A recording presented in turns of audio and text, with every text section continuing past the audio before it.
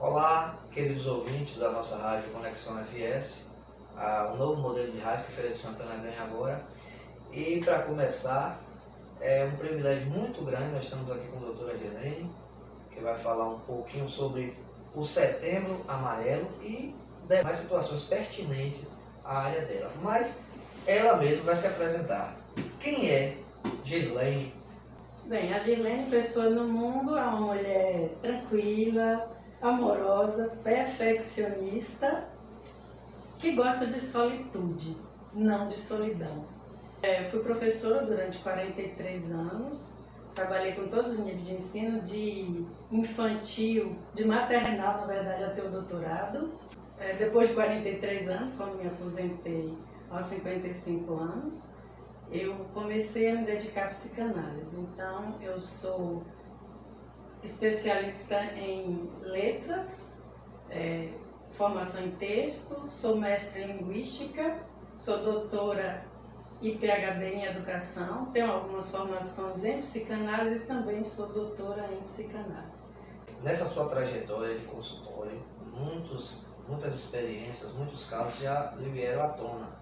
E a gente está passando, como o tema da nossa entrevista, sobre o Setembro Amarelo. Na verdade, antes da gente adentrar isso, o que é de fato, doutora, o Setembro Amarelo?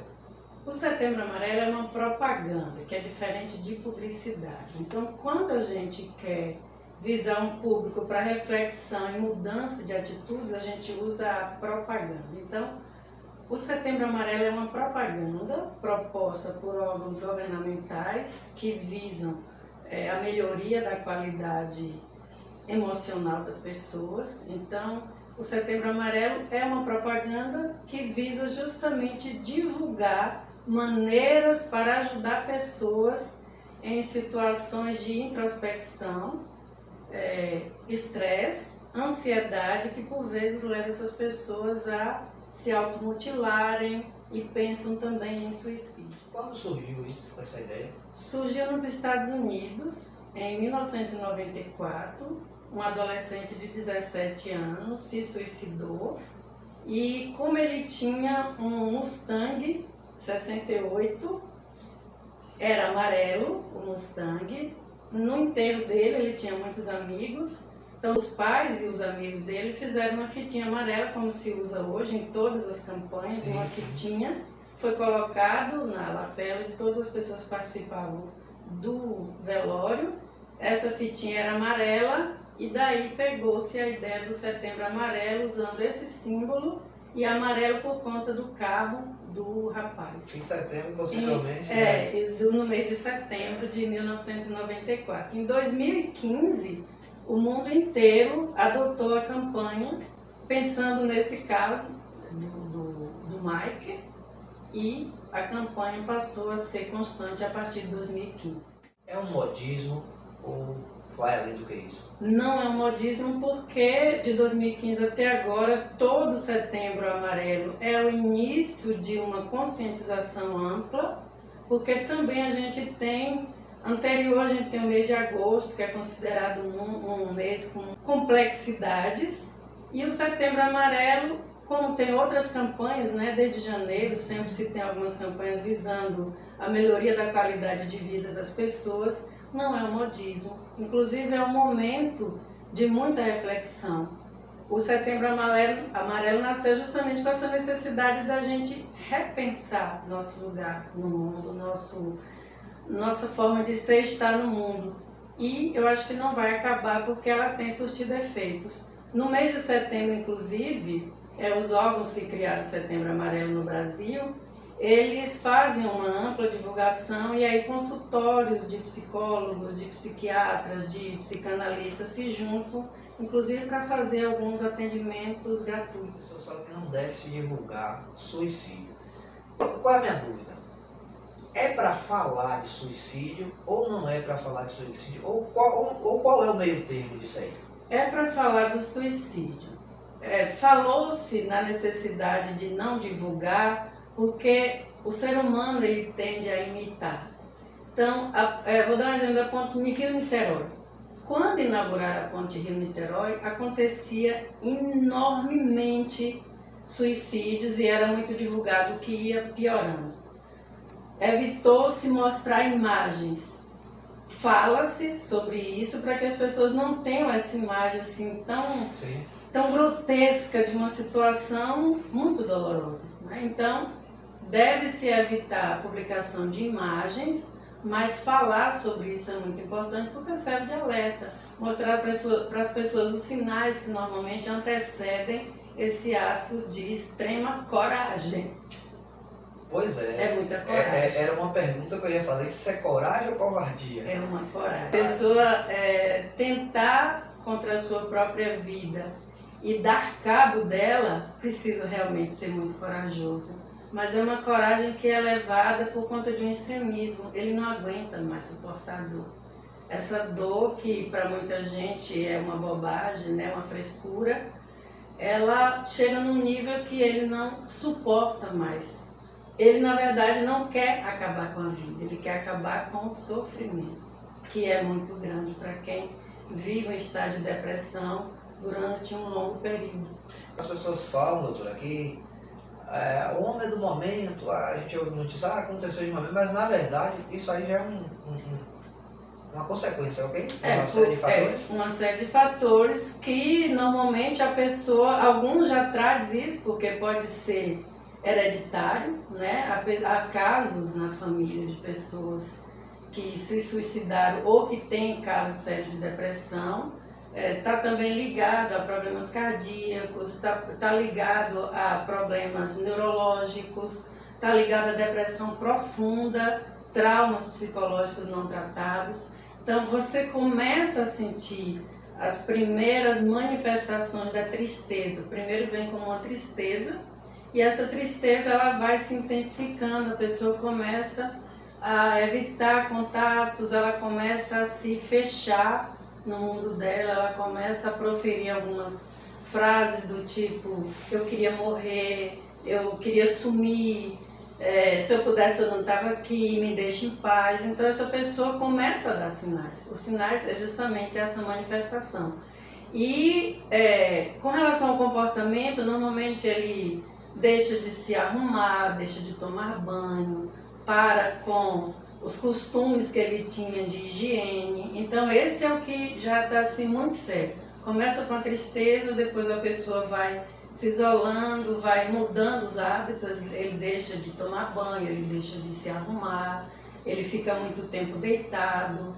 Às vezes ele faz questão de não ter a presença de ninguém, então essa pessoa vai se afastando até no nível que ele precisa finalizar. Sim, desculpe. Nessa ordem aí que a senhora elenca os sinais, né, de como é que a gente tem, eu entendi aí bem, mas é nessa ordem, começa uma coisinha, depois... Exatamente, normalmente começa com a tristeza, ele fica muito triste, depois ele começa a se afastar das pessoas que ele ama, ele começa a ficar cada vez mais recluso, na sequência vem esse descuido com a sua imagem, então ele passa a não trocar de roupa com frequência, não tomar banho, não escovar os dentes. Então ele desleixa totalmente o prazer de cuidar de si. Então quando chega nesse nível é um alerta máximo. A pessoa deve ter todo cuidado quando a pessoa começa realmente a não pensar mais em si. Como que eu posso ajudar e como que a pessoa pode receber ajuda? Porque há pessoas que não se intitulam que está passando pelo problema, pela depressão, né? E aí fica uma situação, creio eu, difícil de... Então, quando a gente percebe que a pessoa está apresentando esses sinais, as pessoas agem de uma forma assim muito ruim. Começa a dizer: você precisa sair, você precisa reagir, você precisa sair com seus amigos, você tem tudo, você é uma pessoa bonita, você pode qualquer coisa. Então você começa a fazer com que a pessoa se sinta ainda pior, porque ela começa a se sentir culpada por não reagir. Então, quando a gente quer ajudar alguém numa situação de depressão, a gente deve, se ela permitir, abraçar sem dizer nada. O contato físico ajuda muito a pessoa a sentir que o outro realmente se importa. Dizer: eu tô aqui, se você quiser falar, eu entendo o que está acontecendo com você, eu sei que não é fácil o que você está passando, mas eu estou aqui. Se você quiser conversar, disponível para uma conversa, para um abraço. Então, a disponibilidade da pessoa que lida é muito importante para que ele não perca a ideia de que ele é amado. Ele precisa se sentir amado. Olha aí, gente, ó, importantíssimo, coisa nova, né? Que a senhora acabou de falar aí. Às vezes a gente tem a boa intenção, mas trabalha com o material errado. No material errado. E isso afasta, porque o outro que já está se sentindo péssimo, ele vai se sentir ainda pior, porque ele diz, as pessoas não estão conseguindo entender o que está acontecendo comigo, eu sou culpado porque eu estou fazendo os outros sofrer. Então a gente tem que ficar em silêncio, abraçar uma coisa muito importante. Contato físico. O contato físico sem dizer nada, para que ele perceba que ele tem um canal de escuta aberto. Isso é fundamental. Baseado nisso aí, a gente sabe que, como a gente está conversando aqui, há uma sequência de fatores. Mas aí a gente ouve-se muito falar em depressão, né? Eu pergunto, doutora, quais os fatores de risco associados à depressão? A gente falou aqui da situação do suicídio, mas... Praticamente é a mesma coisa, porque o suicídio é resultado de uma depressão no nível muito alto. Então, a depressão, ela começa também na mesma forma, começa com uma certa tristeza, uma melancolia, a pessoa não tem muitos projetos de vida. O que faz você se deprimir é não ter projeto de vida. Você precisa ter uma meta de vida. Se você não tem essa meta de vida, normalmente você começa a desacreditar de si. A depressão é uma forma de depreciação de si mesmo. E para que eu me deprecie, eu preciso não ter nada que me motive a continuar, a buscar ajuda. A depressão é uma das formas, inclusive a mais séria, mais crônica, que leva ao suicídio. Nós deveremos todos os dias, antes de dormir, imaginar o nosso dia seguinte, planejar, inclusive isso ajuda muito a pessoa a dormir melhor, quando você tem o hábito de, algumas horas antes de dormir, planejar o seu dia seguinte, para que isso não tome o seu tempo antes de dormir. Então, ter meta de vida é o que impede a pessoa de entrar na depressão. Doutora, eu tenho dados aqui, segundo um estudo feito pela Universidade Federal de Minas Gerais, sobre suicídio, os idosos representam maiores taxas por 100 mil habitantes. Por que essas pessoas? Porque normalmente as pessoas, especialmente os brasileiros, nós temos uma dinâmica brasileira de achar que os filhos são tudo para os pais e vice-versa. Quando os filhos começam a alçar voos, os pais normalmente já começam a sentir o que se chama de ninho vazio. Eles começam a não saber muito o que fazer porque eles viviam em função dos filhos. E quando esses filhos deixam de visitá-los, ele normalmente começa a sentir essa tristeza, esse abandono, ele começa a se sentir alguém que não tem função mais. Eu não tenho mais o que fazer, porque eu cuidava dos meus filhos, porque eu trabalhava. E agora é a questão da falta de meta, né? Então ele não tem, ele pensa logo em morrer. Eu vou morrer porque eu sou um estorvo para todo mundo, eu não presto para nada. A gente ouve muito essa frase, eu não presto para nada, não faz sentido nenhum eu continuar vivendo. Toda vez que um filho me diz alguma coisa, ele está tentando me dizer que eu sou um estorvo. Então a pessoa começa a se sentir um estorvo, alguém totalmente inútil. E isso faz com que, além disso, tem a questão das crenças limitadoras. E essas crenças limitadoras faz com que ele ache que ele não tem mais que buscar nada. Então, ninguém pensa mais em relacionamentos amorosos, por exemplo. Ninguém pensa mais no segundo emprego. Se chama alguém para fazer uma atividade física, eles não tenho mais idade para isso, que está ligado à questão das crenças limitadoras. Sim. Então, a religião, às vezes, também é um impedimento, porque ele começa a achar que ele vai somente rezar, ele vai ficar ali no cantinho dele e aquela tristeza vai passar. O isolamento é o que piora a situação da depressão no idoso, por todas essas questões de que ele é alijado do processo social. Nós não estamos preparados para lidar com o idoso. A gente pode fazer uma crítica a filhos e netos nessa questão? Principalmente. O maior a maior tristeza causada pelos idosos não seria uma crítica, eu acho que é uma forma social mesmo de funcionar. Você acha que você cumpriu seu papel de filho quando estava vivendo com os pais e que agora o pai tem que ficar no canto dele, ele tem que viver a vida dele. E isso realmente faz com que o pai comece a sentir o estorvo de que eu falei. Os filhos e os netos podem ajudar muito visitando mais e principalmente ouvindo o que o idoso tem para dizer, porque as pessoas ficam muito impacientes. O idoso tende a contar a mesma história algumas vezes, porque ele quer o engajamento e o outro não tem nenhuma paciência. Ah, pai, a mãe, a avó, eu já ouvi isso de novo, a mesma história. Então, ele precisa ser ouvido, ele precisa entender que ele ainda é importante para as pessoas que ele ama. E no ciclo da vida, né? Na teoria, alguém fica idoso também. Exatamente, pode... não se fala muito sobre isso, né? Isso. Agora, ultimamente, começou-se a falar do etarismo, por casos assim bem isolados. Mas o etarismo é uma coisa que somente depois da pandemia começou-se a falar sobre isso, que é justamente essa maneira que as pessoas têm de achar que o idoso não presta mais para nada. É muito... O velho, né? O velho, exatamente, é velho. O idoso, né? E antes, por exemplo, assento de ônibus, o idoso era apresentado com alguém que segurava uma muleta, era aquela coisa assim depreciativa. Felizmente, estamos acordando para mudar um pouco. Você vê que hoje tem idosos que faz balé, que faz natação, que são campeões de várias modalidades, mas falta esse apoio, essa rede de apoio da família para que essa pessoa acredite que a vida para ela não parou. Muito pelo contrário, ela adquiriu muitas experiências que poderia trocar. Deixa o cara falar 100 vezes a história dele, porque é importante, né? E sempre escutar como se fosse a primeira vez, porque ele vai se sentir acolhido. Por que assim? Muitas pessoas escondem ter depressão. Ou será que elas escondem? O que é que a senhora acha?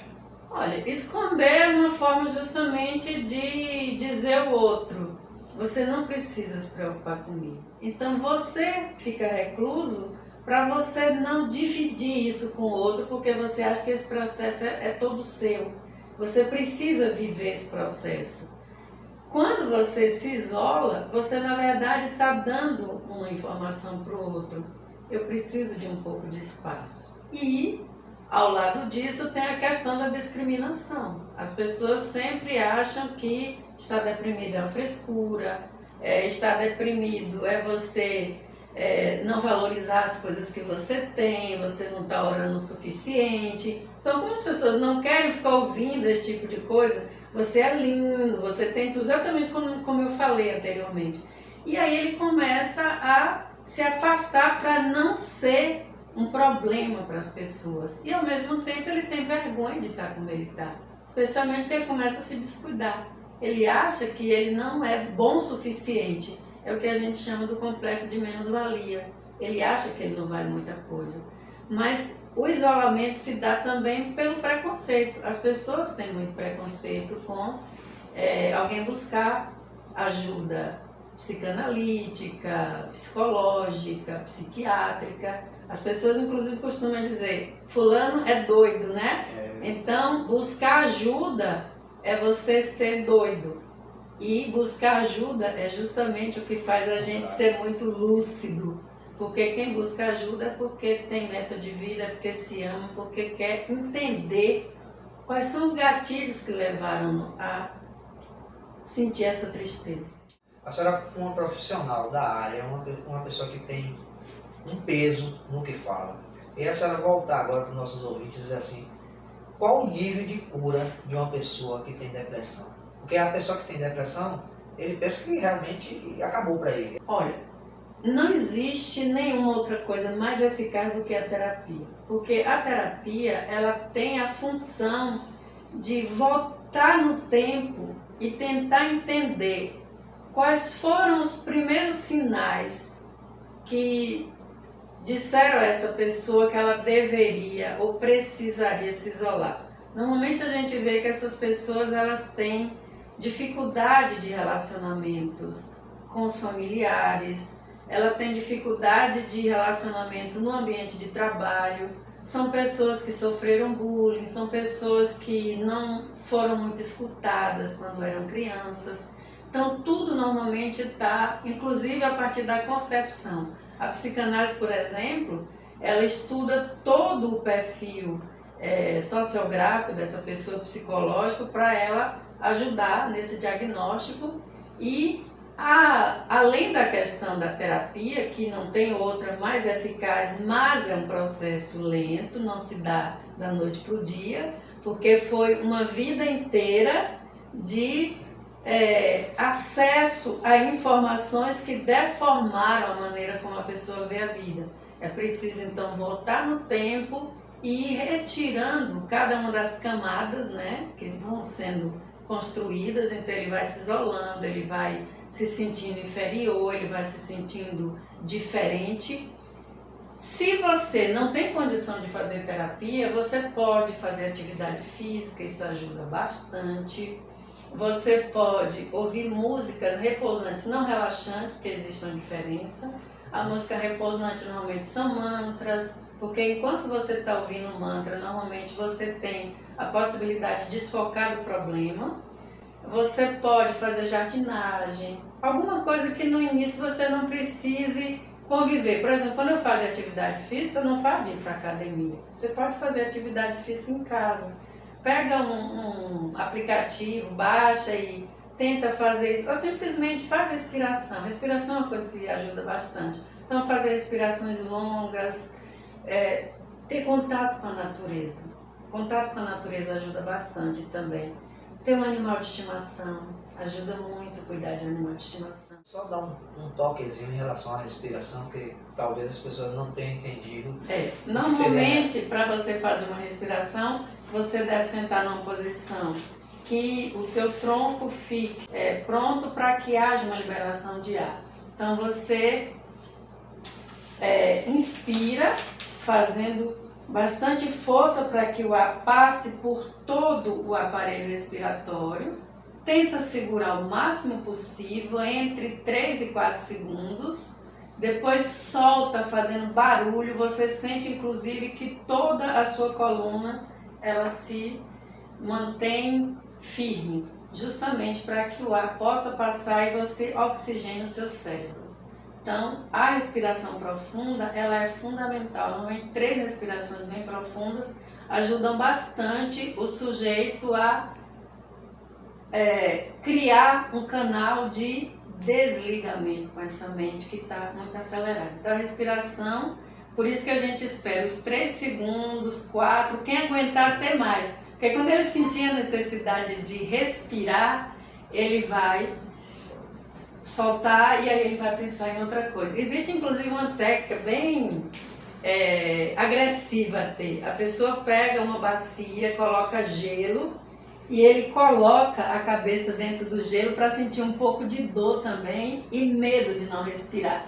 E aí quando ele respira, aquele sopro de vida volta e ele começa inclusive a pensar em algumas formas de não tentar contra a própria vida. Olha aí, gente, olha aí quanta coisa a respiração pode fazer, né? Nas redes sociais, né? As pessoas fazem questão de aparecer que tá bem, tomam foto para lá e tomam curtida para cá, e a gente está vivendo isso esses dias. Essa vida editada pode impactar a saúde mental das pessoas? Sem sombra de dúvida, porque o ser humano ele é um ser sociável e ele precisa da relação com o outro. Como nós também precisamos de modelo, o ser humano precisa de modelo. E por precisar de modelo, ele vai sempre seguir pessoas que ele gostaria de ser como. Então, a gente hoje tem uma febre de influenciadores, que infelizmente influenciam muito negativamente. Por quê? Porque eles mostram um mundo muito irreal, um mundo de beleza produzida nos laboratórios, e a pessoa que não tem condições financeiras, materiais para seguir aquilo, ele começa a se depreciar.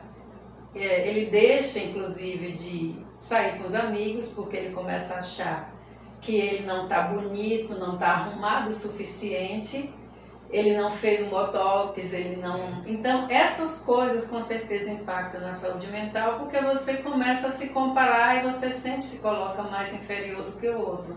Ele acha que aquilo que está lá na rede social é a realidade. E ele começa a dizer, eu não participo disso, e cada vez mais ele vai se retraindo, cada vez mais ele vai tentando fugir da interação com o outro, porque ele começa a achar que ele não é inteligente o suficiente, ele não é bom o suficiente, ele não é bonito o suficiente, ele não tem as condições materiais suficientes para poder fazer o que aqueles influenciadores fazem. Viajar muito, fazer cirurgias plásticas, jogar um futebol maravilhoso.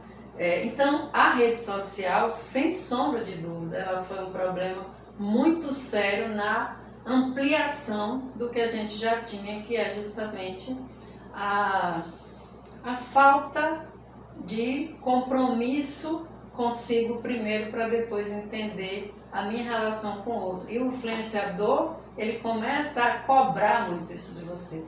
Você tem que estar sempre bem, porque senão você não vai ser amado o suficiente. É assim que as pessoas começam a receber. Em 2020, no ápice da pandemia, buscou-se mostrar uma imagem que pudesse determinar o que era a pandemia. E aí foi mostrado que em alguns vagões de trem, todas as pessoas utilizavam celular. Estavam tão comprimidos no vagão de trem, mas ninguém olhava para o outro. Estávamos zapeando tudo o que tinha na rede social. Ou seja, cada vez mais a gente está se ensimesmando, cada vez mais a gente está ficando atrás da tela para evitar o contato. Existem algumas maneiras, alguns profissionais, melhor dizendo, para a gente pedir ajuda. E algumas situações, tem um que faz terapia com um psicanalista, tem outro que procura um psiquiatra, um psicólogo, e outros mecanismos também, até com a própria religião que a senhora colocou aqui. Mas, na sua opinião, como é que eu identifico esse profissional que vai ajudar a pessoa que está passando por um problema, que pode ser uma depressão, a levar um suicídio? Como é que eu escolho? Qual o caminho? Normalmente você sempre deve buscar a formação dessa pessoa. A experiência de vida ajuda muito, porque você alia a experiência de vida à formação. Ver normalmente se ele tem na mídia social, ele tem algum perfil, se existe avaliações, né? Isso ajuda bastante. Você vê pessoas que já passaram por aquele profissional e ele é bem avaliado, mas até isso não é segurança. O ideal realmente é que você faça pelo menos uma consulta com esse profissional e veja como é que ele maneja esse sofrimento que você traz para a clínica. Num primeiro contato, pensando no caso da psicanálise, a gente trabalha com uma ferramenta que chama transferência. Então, se num contato com o terapeuta, independente da formação dele, houver uma transferência que é uma forma de confiança, eu confio no que você está fazendo, eu confio no que você está dizendo, eu acredito que eu posso transferir para você aquilo que me machuca, aquilo que me fere, porque eu sei que você tem condição de me ajudar nessa travessia. Mas isso não garante também, somente ler lá, tudo isso ajuda bastante, mas o contato é fundamental. Porque se você vai no profissional e você não se sente acolhido por esse profissional, se você não percebe que esse profissional tem ferramentas adequadas para te ajudar, você deve buscar outro profissional, porque a transferência é fundamental numa relação, num processo terapêutico. O que é que a gente não lhe perguntou aqui, que a senhora acha pertinente para a gente encerrar nosso bate-papo? O que é pertinente, eu acho que é divulgação. Divulgação e as escolas, as igrejas, as associações, de uma forma geral, fazerem mais atividades para que, principalmente os jovens, porque pensando em como nasceu o Setembro Amarelo, foi um adolescente de 17 anos. Então, os adolescentes são os mais atingidos porque eles estão num momento de vida que tudo para ele é muito novo, ele não sabe exatamente o que está esperando por ele na fase adulta. Então é alguém que está num momento de caos, é um caos interno muito grande. E se a gente quer atingir o adolescente, que é aquele que mais sofre com a depressão e as tentativas de automutilamento e suicídio, a gente precisa criar espaços para que se fale disso abertamente. Uma outra maneira seria a arte. As escolas deveriam pegar trechos de filmes, de séries que tratam de questões desse tipo e fazer discussões com especialistas, chamar psicólogos, chamar pessoas da área de saúde como um todo para falar sobre os riscos da pessoa se ensimesmar num momento como esse. Então a arte ajuda bastante nisso, mas é preciso que organismos sociais comecem a fazer o que vocês estão começando a fazer, divulgar coisas interessantes online. Então há, por exemplo, clínicas de psicologia, de psicanálise, de psiquiatria que atendem gratuitamente. Existem números que são disponibilizados para que as pessoas, quando elas se sentem muito angustiadas, elas possam ligar. Eu, por exemplo, como eu tenho uma conta no Google, não raro eu recebo ligação de pessoas pedindo ajuda. Um dia desse mesmo, um pai ligou para mim perguntando se eu internava a filha dele. E aí eu precisei explicar como é que funciona. Existem esses canais, mas não são muito divulgados. Tem contas em redes sociais que pares se seguem, e isso não é legal. O interessante é pessoas comuns seguirem profissionais para saberem dessas coisas. Inclusive, de vez em quando eu reposto coisas de colegas meus, eu também atendo dia de quinta-feira gratuitamente. E tem muita coisa na internet que precisa ser divulgada, mas infelizmente isso fica muito fechado para profissionais. E a gente não vai ajudar os nossos pares, a gente tem que ajudar o público em geral. Promover palestras, bate-papos, para que as pessoas ficassem sabendo desses riscos que a gente conversou aqui muito por cima, mas isso ajudaria bastante. Qual a sua mensagem para algum ouvinte nosso aqui agora, ou algum leitor das nossas redes sociais, nosso site, que está pensando no suicídio? A senhora falaria o que para ele agora? Que ele não está sozinho. Ele não está sozinho. Tem sempre pessoas que o amam infinitamente. Ele precisa acreditar nas potencialidades dele. É uma pessoa que não veio ao mundo por acaso, ele tem uma missão de vida aqui. E que é preciso começar a perceber tudo aquilo que ele pode ter para ajudar o outro. Começar a pensar o que é que me faz feliz.